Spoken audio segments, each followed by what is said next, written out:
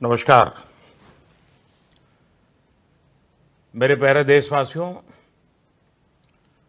पूरा विश्व इस समय संकट के बहुत बड़े गंभीर दौर से गुजर रहा है।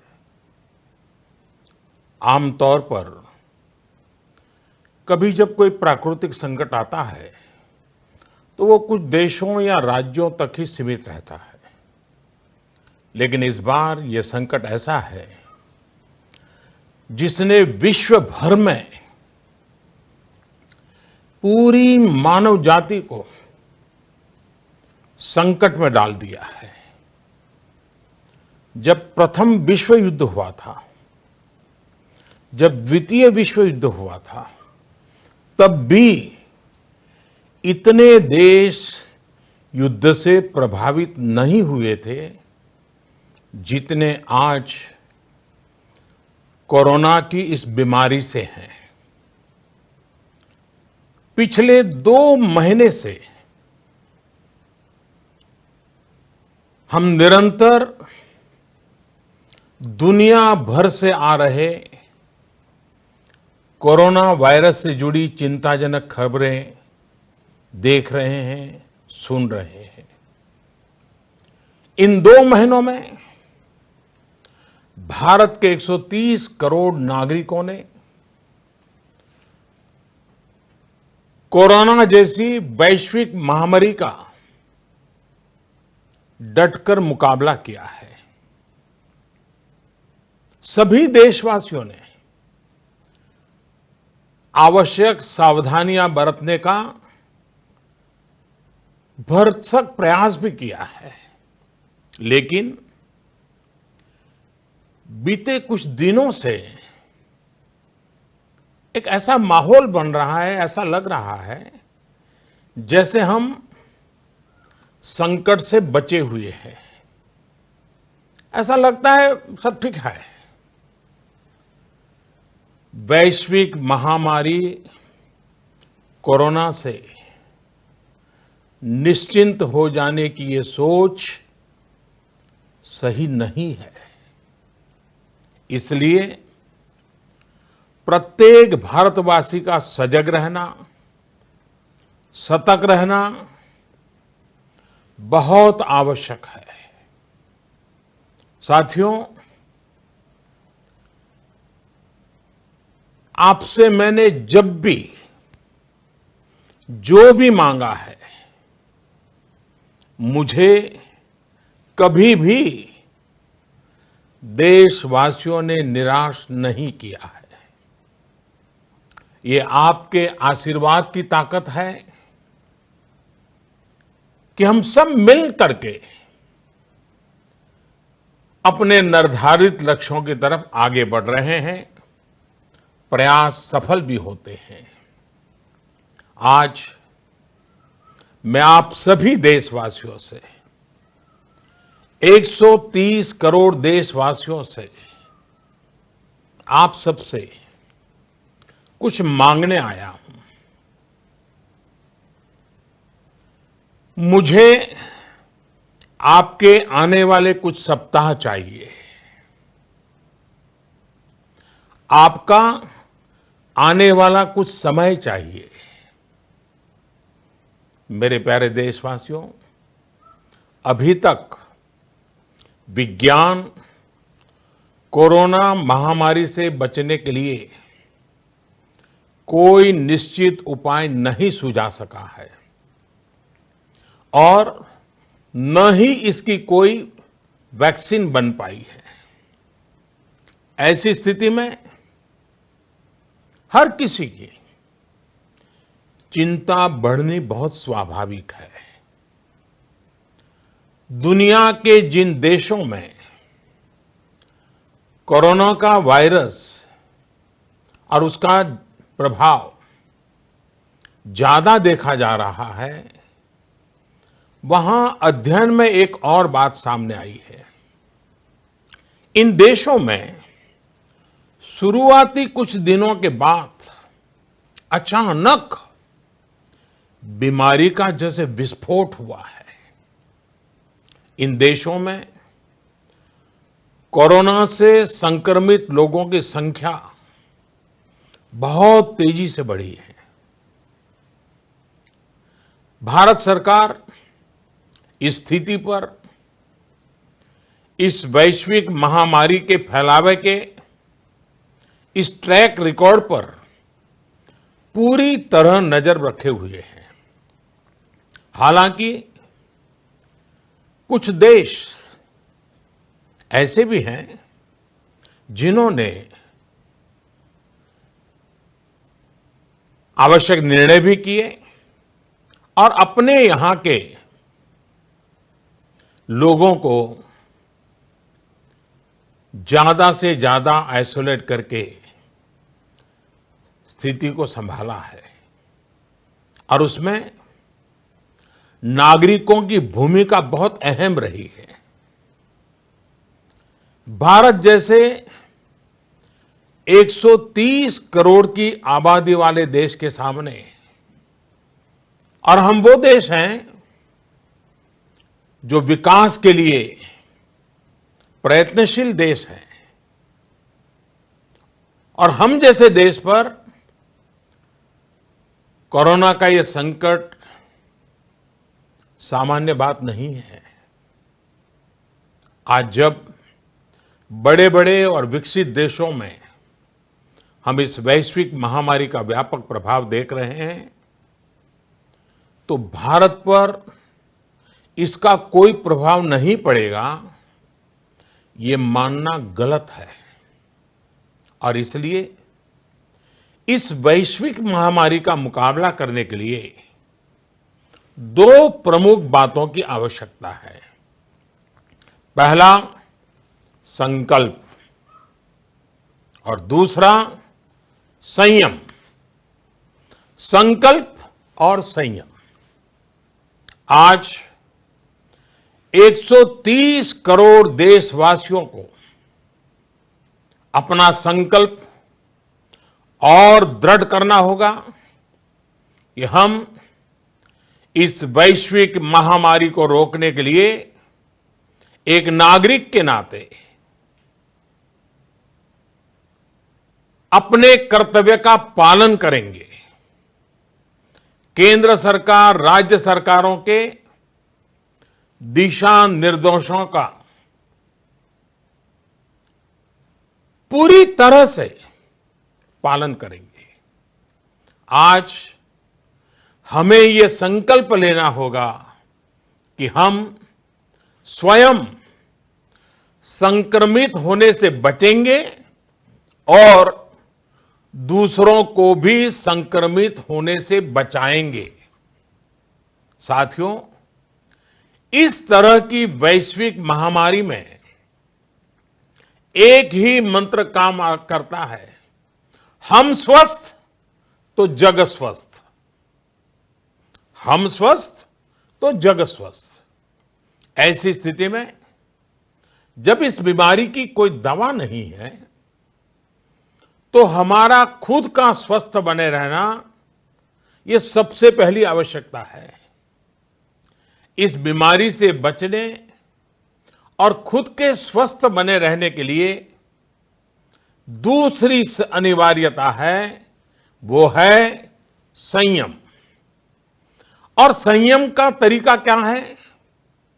भीड़ से बचना, घर से बाहर निकलने से बचना, आजकल जिसे सोशल डिस्टेंसिंग कहा जा रहा है, कोरोना वैश्विक महामारी के इस दौर में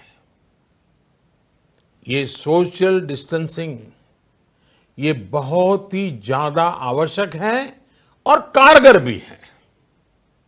हमारा संकल्प और संयम इस वैश्विक महामारी के प्रभाव को कम करने में बहुत बड़ी भूमिका निभाने वाला है।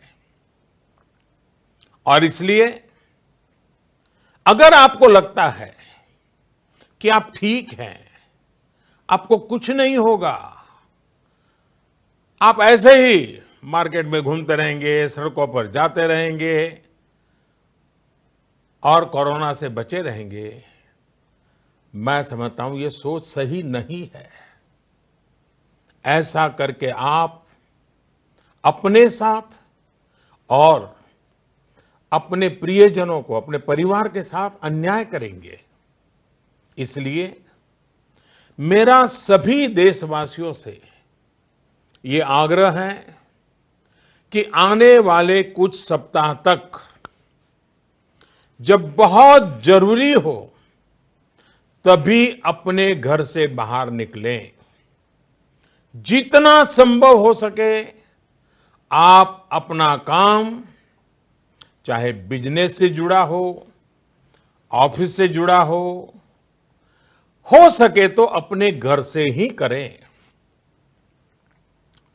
जो सरकारी सेवाओं में हैं, अस्पताल से जुड़े हैं, जनप्रतिनिधि हैं, जो मीडिया कर्मी हैं, इनकी सक्रियता तो आवश्यक है, लेकिन समाज के बाकी सभी लोगों को खुद को बाकी भीड़भाड़ से,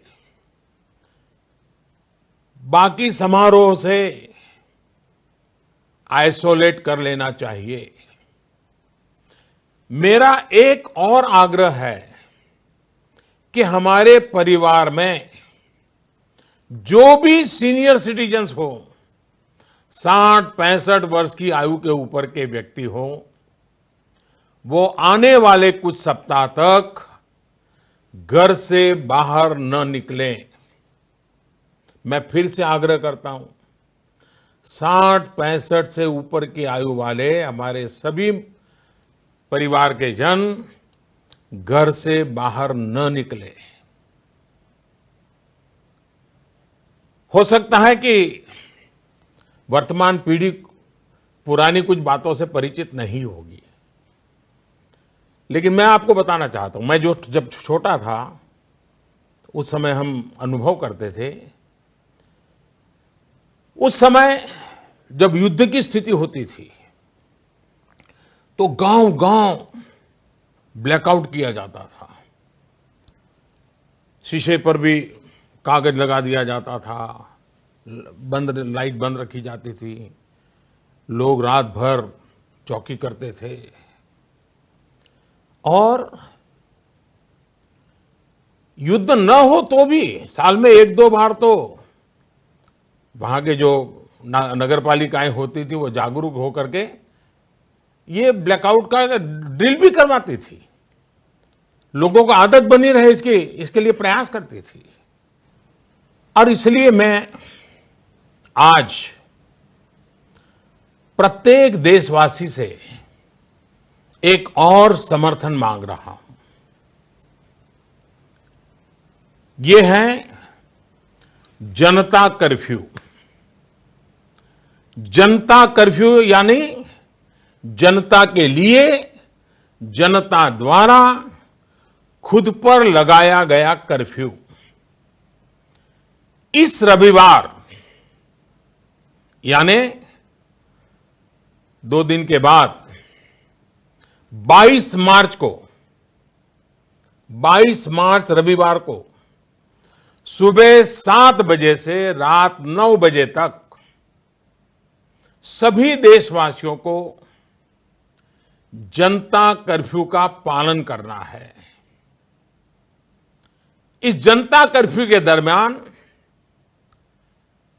कोई भी नागरिक घरों से बाहर न निकले, न सड़क पे जाएं, न मोहल्ले में या सोसाइटी में इकट्ठे हो, अपने घरों में ही रहें। हां, जो आवश्यक सेवाओं से जुड़े हुए हैं उनको तो जाना ही पड़ेगा, क्योंकि उनका बहुत बड़ा दायित्व होता है। लेकिन एक नागरिक के नाते न हम जाएं और हम देखने के लिए भी न जाएं। साथियों, 22 मार्च को हमारा ये प्रयास हमारे आत्मसंयम, देश हित में कर्तव्य पालन के संकल्प का एक मजबूत प्रतीक होगा। 22 मार्च को जनता कर्फ्यू की सफलता, इसके अनुभव हमें आने वाली चुनौतियों के लिए भी तैयार करेंगे। मैं देश की सभी राज्य सरकारों से भी आग्रह करूंगा कि वो जनता कर्फ्यू का पालन कराने का नेतृत्व करें। हमारे देश में कई संगठन हैं, एनसीसी हैं, एनएसएस हैं, कई युवा संगठन हैं, सिविल सोसाइटी है, खेलकूद के संगठन हैं, कई प्रकार के संगठन हैं, धार्मिक संगठन है, सामाजिक संगठन है, सब कोई। सबसे मैं अनुरोध करूंगा कि अभी से लेकर रविवार तक इस जनता कर्फ्यू का संदेश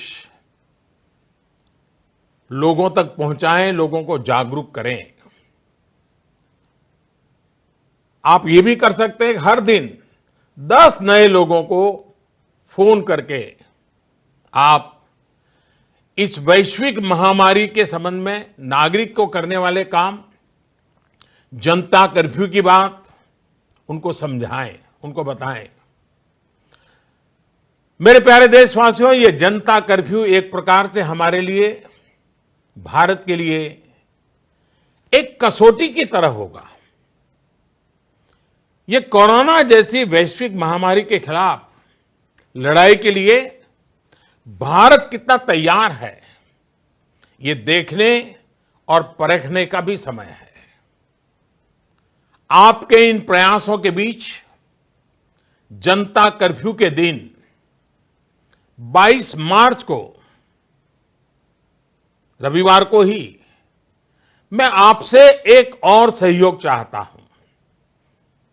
साथियों, पिछले 2 महीनों से लाखों लोग अस्पतालों में, एयरपोर्ट पर, दफ्तरों में, शहर की गलियों में दिन रात काम में जुटे हुए हैं।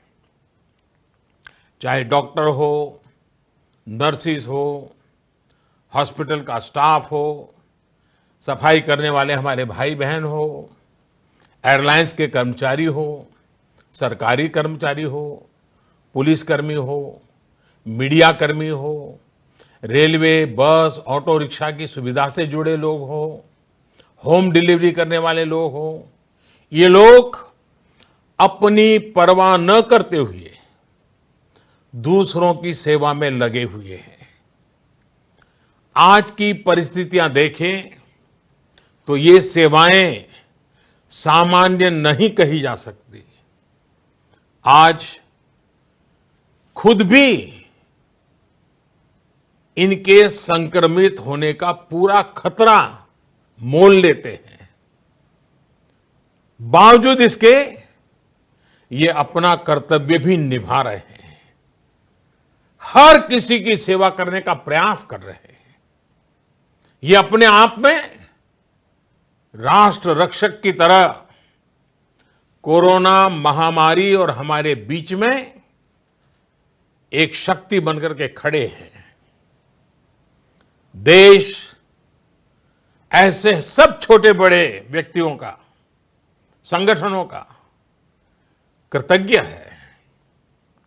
मैं चाहता हूं कि 22 मार्च रविवार के दिन हम ऐसे सभी लोगों को धन्यवाद अर्पित करें, और धन्यवाद अर्पित करने का तरीका भी देश के एक एक व्यक्ति को जोड़ सकता है।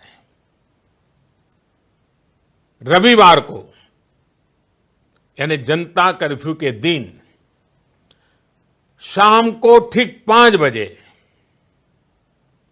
हम अपने घर के दरवाजे पर खड़े होकर, या बालकनी में, या खिड़कियों के सामने खड़े होकर 5 मिनट तक, रविवार को शाम को 5 बजे 5 मिनट तक ऐसे लोगों का आभार व्यक्त करें। और आभार कैसे व्यक्त करेंगे? ताली बजा करके, थाली बजा करके, घंटी बजा करके, हम उनके प्रति अपनी कृतज्ञता व्यक्त करें, उनका हौसला बढ़ाएं, उनको सैल्यूट करें।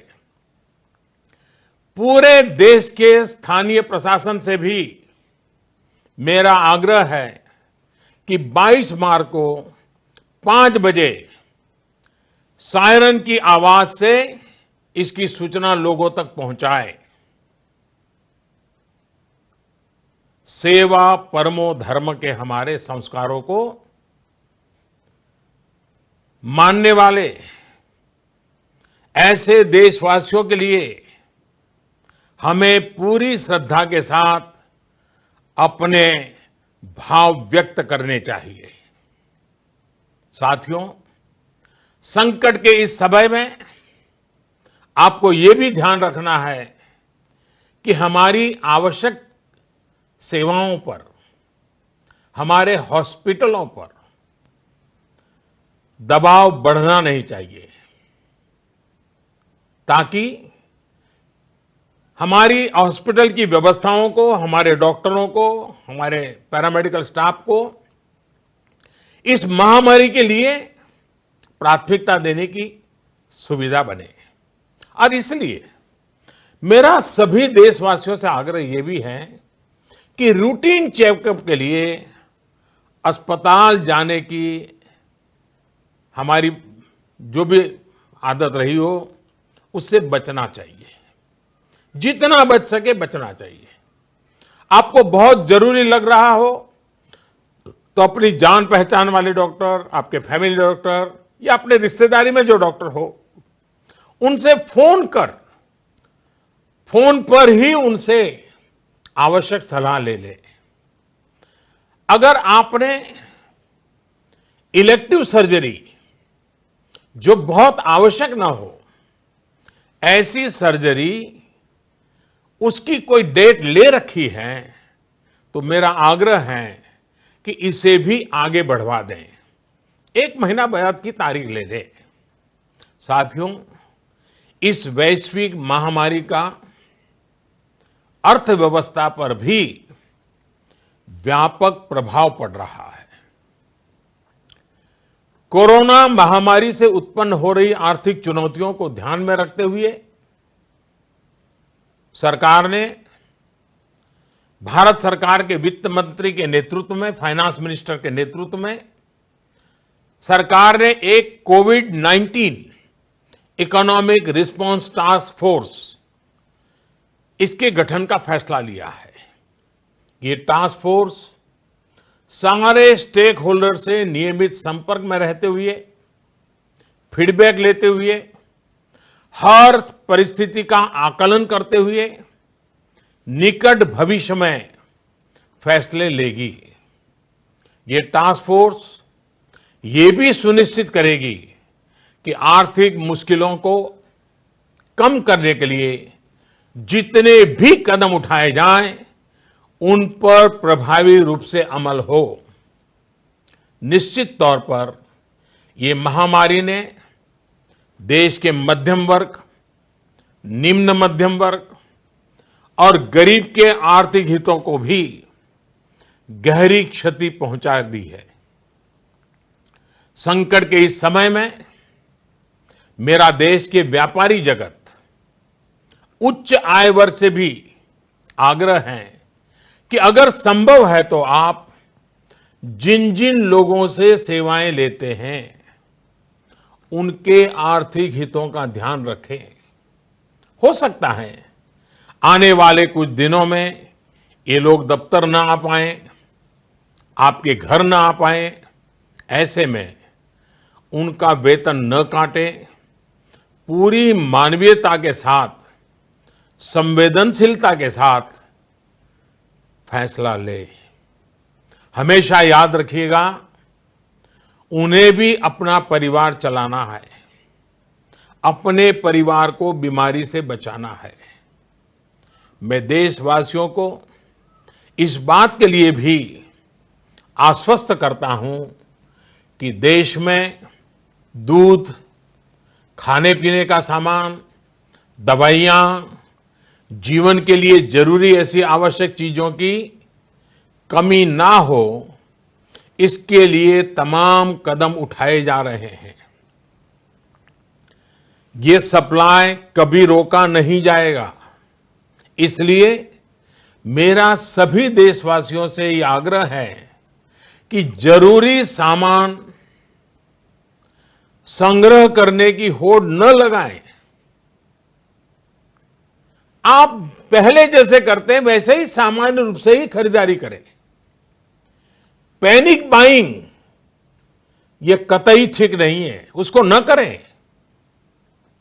साथियों, पिछले 2 महीनों में 130 करोड़ भारतीयों ने, देश के हर नागरिक ने देश के सामने ये जो संकट आया है, उस संकट को देशवासियों ने अपना संकट माना है। भारत के लिए, समाज के लिए, देशवासियों से जो बन पड़ा है, हर किसी ने किया है। मुझे भरोसा है कि आने वाले समय में भी हम सभी देशवासी अपने कर्तव्यों का, अपने दायित्वों का इसी तरह निर्वाह करते रहेंगे। हां, मैं मानता हूं कि ऐसे समय में कुछ कठिनाइयां भी आती हैं। आशंकाओं और अफवाहों का वातावरण भी पैदा होता है। कई बार एक नागरिक के तौर पर हमारी अपेक्षाएं भी पूरी नहीं हो पाती। फिर भी ये संकट इतना बड़ा है और वैश्विक है, एक देश भी दूसरे देश को मदद नहीं कर पा रहा है। ऐसी स्थिति में सारे देशवासियों को इन दिक्कतों के बीच दृढ़ संकल्प के साथ इन कठिनाइयों का मुकाबला करने की भी आवश्यकता है। साथियों, हमें अभी अपना सारा सामर्थ्य खुद को बचाने के लिए, कोरोना से बचने के लिए ही प्राथमिकता देनी है। आज देश में केंद्र सरकार हो, राज्य सरकारें हो, स्थानीय निकाय हो, पंचायतें हो, जनप्रतिनिधि हो या फिर सिविल सोसाइटी, हर कोई अपने अपने तरीके से इस वैश्विक महामारी से बचने में अपना योगदान दे रहा है। आपको भी अपना पूरा योगदान देना है। ये आवश्यक है कि वैश्विक महामारी के इस वातावरण में मानव जाति विजयी हो, भारत विजयी हो। मेरे प्यारे देशवासियों, कुछ दिन में नवरात्रि का पर्व आ रहा है। ये शक्ति उपासना का पर्व है। भारत पूरी शक्ति के साथ आगे बढ़े, इस संकल्प को लेकर के आवश्यक संयम का पालन करते हुए आओ हम भी बचें, देश भी बचाएं, जग को भी बचाएं।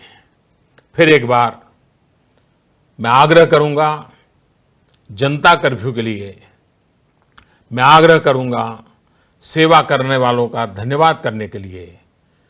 आपका भी बहुत बहुत धन्यवाद।